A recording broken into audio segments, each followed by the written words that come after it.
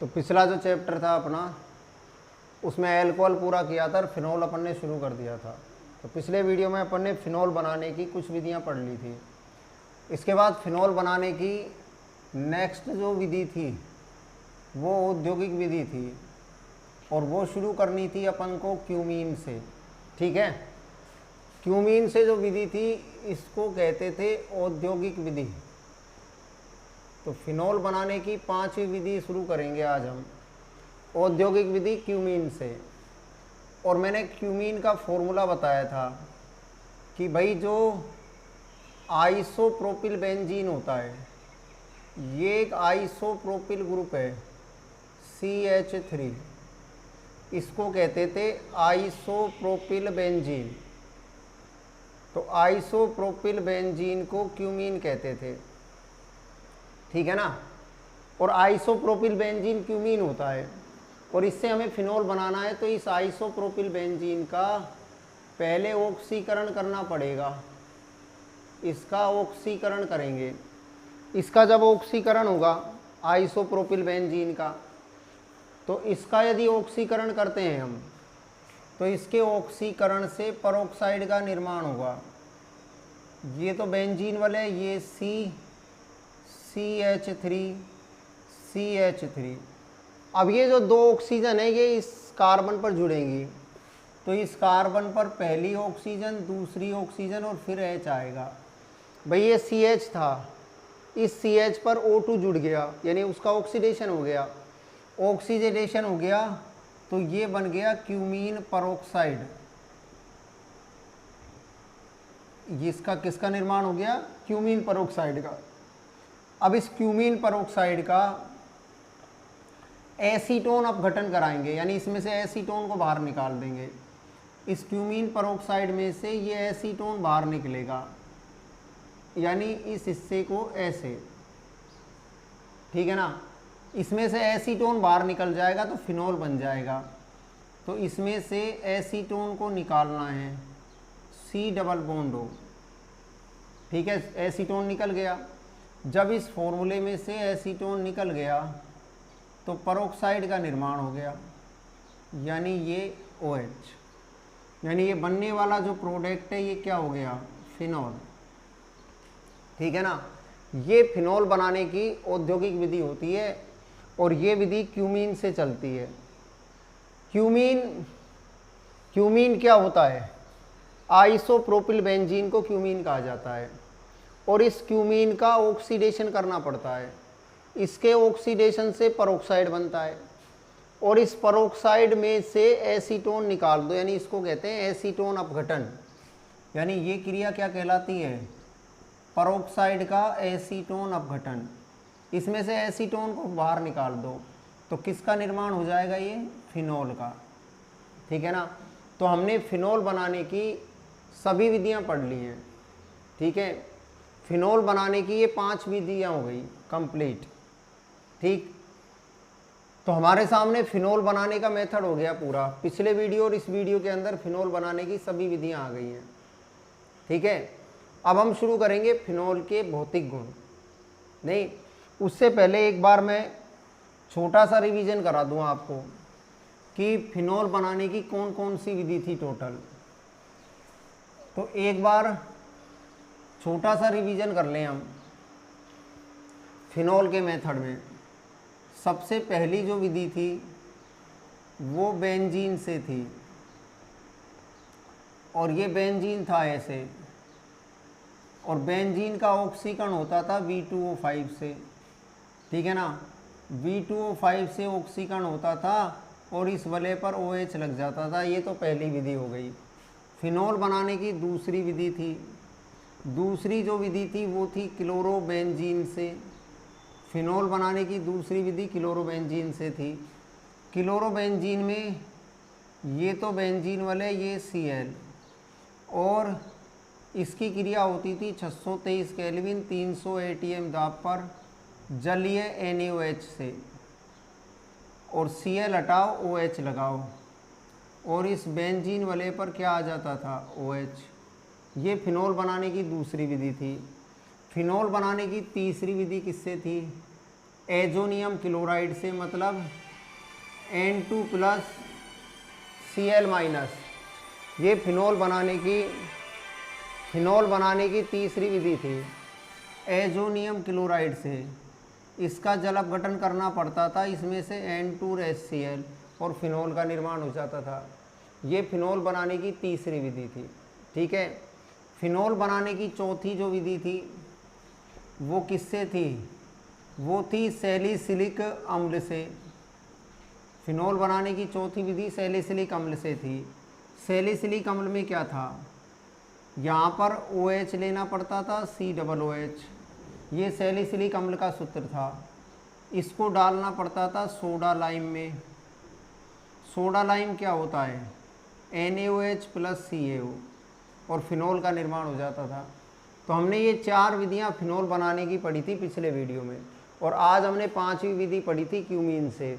ऐसे कुल मिलाकर फिनोल बनाने की 5 विधियाँ पूरी हो गई। ठीक है ना। अब हम आगे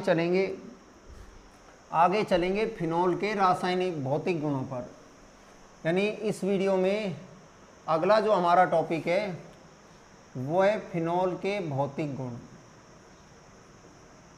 और भाई फिनोल के भौतिक गुण क्या है? नंबर 1, फिनोल क्या है? इसकी गंध होती है फिनोलिक। ठीक है ना। ये ठोस होता है, इसका रंग लाल भूरा होता है, यानी इसको गुलाबी रंग भी कहते हैं। भाई फिनोल ठोस अवस्था में पाया जाता है, गुलाबी रंग का होता है। ठीक है ना। और इसकी गंध को फिनोलिक कहा जाता है। फिनोल जो होता है वो जल में अविलय होता है। फिनोल जल में क्या होता है? अविलय होता है। ठीक है, यानी अल्प मिश्रणीय है जल के अंदर। फिनोल जल में अल्प मिश्रणीय होता है। ठीक है ना, क्योंकि फिनोल में हाइड्रोजन बॉन्ड नहीं बनता। फिनोल एक एरोमेटिक यौगिक है, अतः जलने पर धुआं देता है, तो ये धुएंदार ज्वाला से जलता है। ठीक है, ऐसे ये फिनोल के भौतिक गुण हैं और हमें इनकी आवश्यकता पड़ेगी। अगर कोई हमसे फिनोल की भौतिक अवस्थाएं पूछेगा तो हम उसको बता सकते हैं कि फिनोल की भौतिक अवस्थाएं क्या होती हैं। फिनोल ठोस अवस्था में पाया जाता है, लाल भूरे रंग का होता है, यानी गुलाबी रंग का होता है। इसकी गंध फिनोलिक होती है, ये जल में अल्प विलयशील होता है, ये धुएंदार ज्वाला से जलता है, क्योंकि एरोमेटिक यौगिक धुआं देते हैं जलने पर। ठीक है ना। और फिनोल की अगर प्रकृति की बात करें तो फिनोल की प्रकृति अम्लीय होती है। ठीक है, यानी फिनोल कैसी प्रकृति का होता है? अम्लीय प्रकृति का यौगिक है। ठीक, तो ये फिनोल की प्रकृति हो गई अम्लीय। समझ गए बात को। इसके बाद अब हम शुरू करेंगे फिनोल के रासायनिक गुण। तो फिनोल की अब हमें केमिकल प्रॉपर्टीज़ पढ़नी है। फिनोल की अगर हम केमिकल प्रॉपर्टीज़ पढ़ें तो उससे हमें बहुत कुछ सीखने को मिलेगा। अगर हमें फिनोल की केमिकल प्रॉपर्टीज़ शुरू करनी है, यानी फिनोल के रासायनिक गुण अगर शुरू करने हैं, तो सबसे पहले फिनोल में अनुनादी संरचना पढ़नी पड़ेगी। ठीक है, यानी हम क्या बनाना सीखें? पहले फिनोल की अनुनादी संरचना। और 11वीं क्लास में मैंने आपको फिनोल की अनुनादी संरचना बताई थी। फिनोल की अनुनादी संरचना क्या है? ये तो बेंजीन वलय है और इस वलय पर OH होता है। हो गया फिनोल का सूत्र। ऑक्सीजन के बाह्य कोश में 6 इलेक्ट्रॉन होते हैं और 6 में से 2 इलेक्ट्रॉन हमें दिख रहे हैं ऑक्सीजन के, 4 बाकी रह गए। 4 का मतलब 2 लोन पेयर बाकी रह गए, 2 एकाकी युग्म रह गए। ये फिनोल की संरचना है और हमें इस फिनोल की संरचना से फिनोल का अनुनाद तैयार करना है। फिनोल का अनुनाद तैयार कैसे होगा? जब भी किसी का अनुनाद बनता है तो अनुनाद का मतलब क्या होता है कि भाई किसी यौगिक को एक से ज़्यादा संरचनाओं द्वारा प्रदर्शित करना ही अनुनाद कहलाता है। आप किसी यौगिक की संरचनाओं को एक से अधिक बार प्रदर्शित कर दो तो वो उसकी सभी अनुनादी संरचनाएं कहलाएंगी। जैसे मुझे फिनोल का अनुनाद बनाना है तो ये 2 इलेक्ट्रॉन आ गए यहाँ पर और ये 2 इलेक्ट्रॉन आ गए यहाँ पर। जब कोई विद्युत ऋणी किसी वलय पर डायरेक्ट जुड़ा होता है, नहीं, जब कोई विद्युत ऋणी किसी वलय पर डायरेक्ट जुड़ा होता है तो हम उसे कहते थे 11वीं क्लास में प्लस आर प्रभाव। कौन सा प्रभाव कहते थे? प्लस आर, यानी धनात्मक अनुनाद प्रभाव कहते थे। तो ये जो विद्युत ऋणी ऑक्सीजन है ये बेंजीन वलय पर डायरेक्ट जुड़ रहा है, इसलिए OH जो समूह है वो कैसा प्रभाव लगाएगा? धनात्मक। और जब ये धनात्मक प्रभाव लगाएगा तो इसका एक नियम था कि जो धनात्मक प्रभाव लगाते हैं वो ऑर्थो व पैरा प्रोडक्ट बनाते हैं। मतलब इनकी अभिक्रियाओं से क्या पैदा होगा? ऑर्थो समूह और पैरा समूह पैदा होंगे। फिनोल में कैसा प्रभाव होता है? प्लस आर प्रभाव होता है। हम फिनोल का अनुनाद पढ़ रहे हैं, यानी फिनोल की अनुनादी संरचनाओं का अध्ययन कर रहे हैं।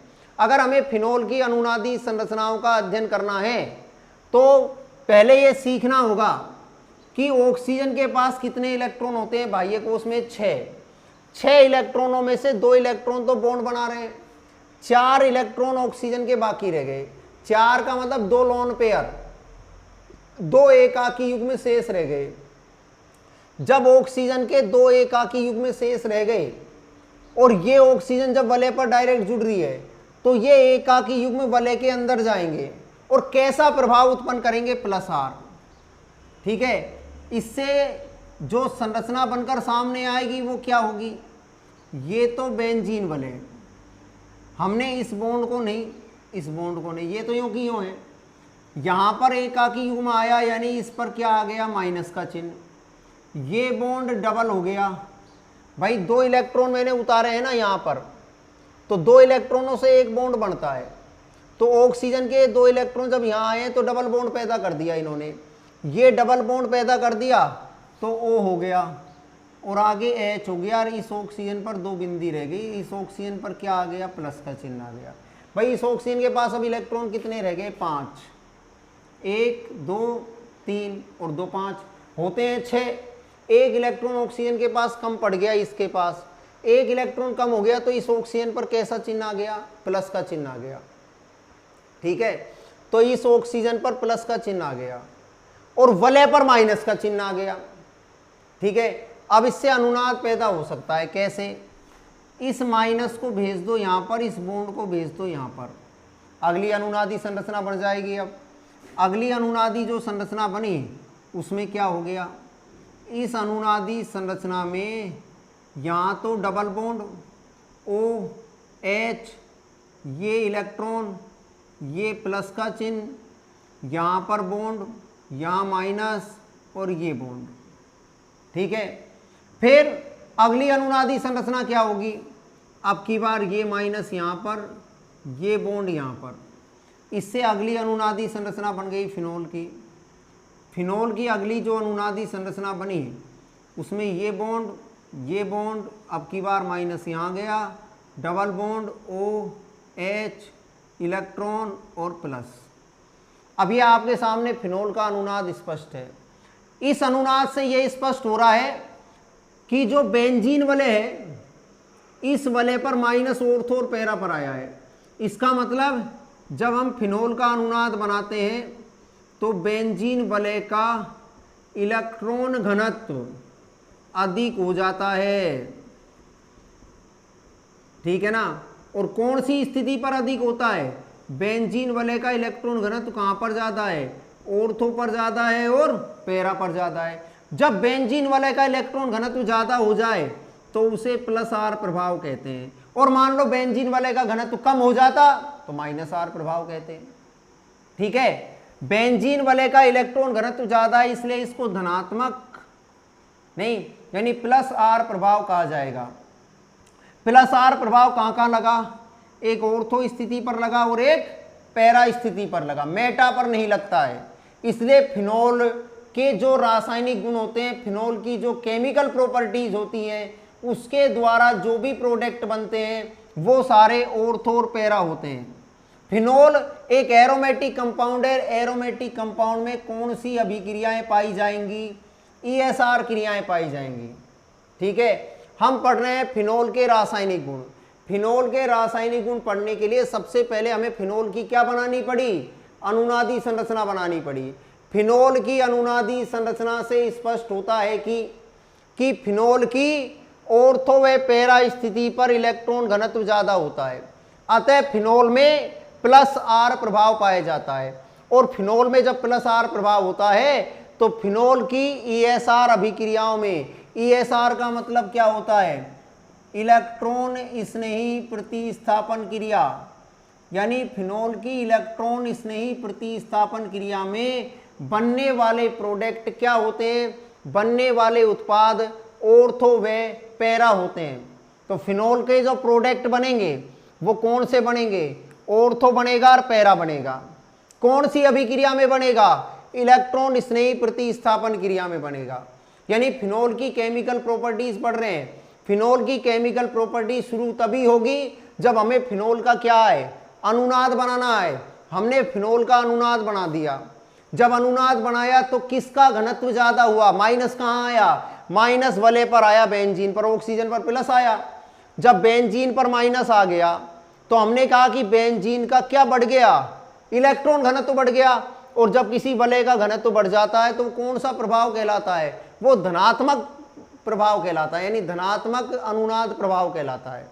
ठीक है, इसलिए अब हम शुरू कर सकते हैं। ये आपने नोट कर ही लिया है, ठीक है ना। फिनोल का अनुनाद आप बना सकते हो और अनुनाद बनाकर नीचे आपको क्या लिखना है, जैसे ही आप फिनोल की अनुनादी संरचना बनाओ उसके नीचे आपको ये लिखना है कि उपरोक्त अनुनादी संरचना से स्पष्ट होता है कि बेंजीन वलय का इलेक्ट्रॉन घनत्व ऑर्थो व पैरा स्थिति पर अधिक होता है। अतः फिनोल की इलेक्ट्रॉन स्नेही प्रतिस्थापन क्रिया में बनने वाले उत्पाद ऑर्थो व पैरा होते हैं। अतः फिनोल की इलेक्ट्रॉन स्नेही प्रतिस्थापन क्रिया में बनने वाले उत्पाद क्या होते हैं, ऑर्थो व पैरा होते हैं। ठीक है ना, ये लाइन आपको नोट करनी है। पहले आपको हेडिंग क्या डालनी है, रासायनिक गुण। रासायनिक गुण हेडिंग डालने के बाद क्या हेडिंग डालनी है, फिनोल की अनुनादी संरचना। फिर आपको नीचे अनुनादी संरचना बनानी है फिनोल की। अनुनादी संरचना बनाकर उसके नीचे इसके नाम पर 2 लाइन लिख देना। ठीक है ना, मैं बोल चुका हूं वो लाइन आपको। ठीक है, अब आपको पहली केमिकल प्रॉपर्टी की शुरुआत की जाएगी। अब फिनोल की जो पहली केमिकल प्रॉपर्टी है वो आपके सामने स्पष्ट है। हमें फिनोल का पहला रासायनिक गुण पढ़ना है और फिनोल का पहला जो रासायनिक गुण है वो अब आपके सामने स्पष्ट है। क्या पढ़ना पड़ेगा हमें, पहला रासायनिक गुण इलेक्ट्रॉन स्नेही प्रतिस्थापन। ठीक है ना, फिनोल का पहला रासायनिक गुण पढ़ना पड़ेगा इलेक्ट्रॉन स्नेही प्रतिस्थापन। इसको क्या बोलते हैं, ईएसआर क्रिया बोलते हैं। इस ईएसआर क्रिया में कैसे प्रोडक्ट बनेंगे, इसमें ऑर्थो व पैरा बनेंगे। अभी स्पष्ट किया था मैंने। ठीक है, इसके बाद ईएसआर क्रिया को एक बार मैं पीछे ले जाऊं। 11वीं में आपको इलेक्ट्रॉन स्नेही क्रियाएं पढ़ाई थी, कौन कौन सी होती थी, इलेक्ट्रॉन स्नेही क्रिया जैसे नाइट्रीकरण, इलेक्ट्रॉन स्नेही क्रिया जैसे सल्फोनीकरण, इलेक्ट्रॉन स्नेही क्रिया जैसे हैलोजनीकरण, इलेक्ट्रॉन स्नेही क्रिया जैसे एल्किलीकरण और इलेक्ट्रॉन स्नेही क्रिया जैसे एसिटिलीकरण।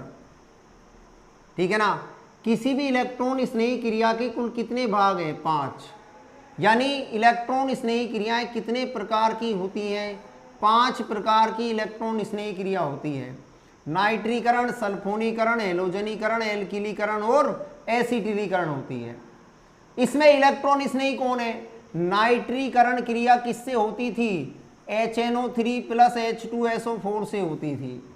सल्फोनीकरण क्रिया किससे होती थी, H2SO4 + H2SO4 से होती थी।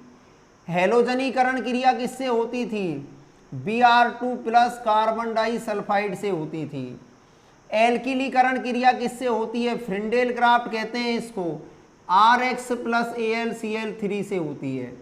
ये एल्किलीकरण है। और एसिटिलीकरण क्रिया किससे होती है, RC≡OCl एसिल क्लोराइड + AlCl3 से होती है। इन दोनों क्रियाओं को क्या कहते थे 11वीं में, इसको कहते थे फ्रिंडेल क्राफ्ट क्रिया। कौन सी क्रिया कहते थे, फ्रिंडेल क्राफ्ट क्रिया। मैं अभी फिनोल के पहली केमिकल प्रॉपर्टी पर नहीं आया, पहले मैं आपको पीछे का बैक यानी पीछे की बातें बता रहा हूँ, ठीक है। जो हम पढ़े हैं, हमने 11वीं क्लास में हमने जो पढ़ा है, 11वीं में हमने ये पढ़ा है कि जब हम किसी का नाइट्रीकरण करते हैं, अगर हमें जैसे फिनोल का नाइट्रीकरण करना है तो नाइट्रीकरण किससे होगा, HNO3 + H2SO4 से होगा। अब आपको इस नाइट्रीकरण में इलेक्ट्रॉन स्नेही का नाम आना चाहिए। किसी भी नाइट्रीकरण का इलेक्ट्रॉन स्नेही कौन होता है, NO2+ होता है। यानी नाइट्रीकरण क्रिया में इलेक्ट्रॉन स्नेही कौन होता है, NO2+। मतलब ऑर्थो पैरा पर कौन जुड़ेगा, NO2+ जुड़ेगा। कौन सी क्रिया में जुड़ेगा, नाइट्रीकरण क्रिया में जुड़ेगा। तो नाइट्रीकरण क्रिया में NO2+ जोड़ना है अपन को, ठीक है ना। आप 11वीं का रजिस्टर उठाकर देखें, नहीं आज के वीडियो में मैं सिर्फ इसका इंट्रोडक्शन कराऊंगा आपके, ठीक है ना। कल वीडियो में हम इसकी शुरुआत करेंगे, ठीक है ना। उससे पहले आप 11वीं क्लास का रजिस्टर उठाकर देखें, आपको नाइट्रीकरण क्रिया में इलेक्ट्रॉन स्नेही कौन मिलेगा, NO2+ मिलेगा। नहीं भाई, आप इलेक्ट्रॉन स्नेही क्रिया पढ़ रहे हो तो आपको इनका इलेक्ट्रॉन स्नेही आना चाहिए ना। आप ESR क्रिया पढ़ रहे हो तो ESR क्रिया कितने प्रकार से चलेगी, 5 प्रकार से चलेगी। नाइट्रीकरण, सल्फोनीकरण, हैलोजनीकरण, एल्किलीकरण, एसिटिलीकरण, ये 5 प्रकार है इलेक्ट्रॉन स्नेही क्रिया के। और इन इलेक्ट्रॉन स्नेही क्रियाओं में इलेक्ट्रॉन स्नेही का नाम बताओ। नाइट्रीकरण का इलेक्ट्रॉन स्नेही NO2+ होता है, सल्फोनीकरण का इलेक्ट्रॉन स्नेही SO3H+ होता है, हैलोजनीकरण का इलेक्ट्रॉन स्नेही Br+ होता है, Br लिखा है इसमें। एल्किलीकरण का इलेक्ट्रॉन स्नेही R+ होता है, ये R+ है ना, R। अगर CH3 है तो CH3+, C2H5 है तो C2H5+। और इस एसिटिलीकरण क्रिया का इलेक्ट्रॉन स्नेही कौन होता है, RC++O+। ठीक है, ये सबके इलेक्ट्रॉन स्नेही बता दिए। फ्रिंडेल-क्राफ्ट क्रियाएं कौन कौन सी होती है, एल्किलीकरण क्रिया और एसिटिलीकरण क्रिया, इन दोनों क्रियाओं को क्या कहते हैं, फ्रिंडेल-क्राफ्ट क्रिया कहते हैं। अब आपके मेमोरी में याद हो गया ना, नहीं भाई आपको याद हो गया कि नाइट्रीकरण, जब भी नाइट्रीकरण नाम आए HNO3 + H2SO4 लिखना है अपन को, ठीक है ना। HNO3 दो प्रकार से है, एक होता है तनु HNO3, एक होता है सांद्र HNO3, ठीक है। अब आपको NO2+ जोड़ना है, कहां पर जोड़ना है, एक ऑर्थो और एक पैरा स्थिति पर जोड़ना है, तो फिनोल की पहली क्रिया पूरी हो जाएगी।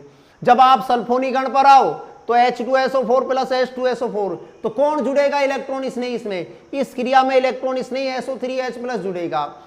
हैलोजनीकरण क्रिया है Br2, इसमें कौन जुड़ेगा इलेक्ट्रॉन स्नेही, Br+ जुड़ेगा, ठीक है ना। ऐसे आपके सामने ये सब इलेक्ट्रॉन स्नेही है। अगर मैं यहां पर R की जगह CH3 लिख दूं तो CH3+ हो जाएगा, हमारा इलेक्ट्रॉन स्नेही कौन हो जाएगा, CH3+। अब आपको इन सब क्रियाओं को पूरा करना है, किसमें, फिनोल में। यानी फिनोल की कौन सी प्रॉपर्टी शुरू करनी है अब आपको, इलेक्ट्रॉन स्नेही प्रतिस्थापन क्रिया। तो पहले आप एक बार इसको रिवाइज करें, बिना देखे एक बार फिनोल का अनुनाद बनाकर देखें, फिर अनुनाद के नीचे जो उसकी बातें बताई है वो लिखें, ठीक है ना। उसके बाद एक बार 11वीं का रजिस्टर उठाएं और इन पांचों क्रियाओं को एक बार देखें, कौन किसमें इलेक्ट्रॉन स्नेही कौन होता है, ठीक है ना। उनकी वहां मैकेनिज्म थी, नहीं यहां मैकेनिज्म नहीं होगी, या सीधे प्रोडक्ट बनाए जाएंगे, ठीक है। वैसे मैंने बता दी मैक्सिमम सारी बातें, ठीक है। अगले वीडियो के अंदर हम फिनोल की पहली केमिकल प्रॉपर्टी शुरू करेंगे, कौन सी, ESR क्रिया, मतलब इलेक्ट्रॉन स्नेही क्रिया शुरू करेंगे।